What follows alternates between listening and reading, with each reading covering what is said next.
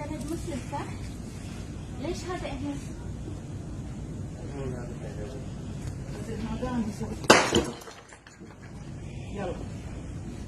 هذه بلد مسلم صح؟ مو كافر صح؟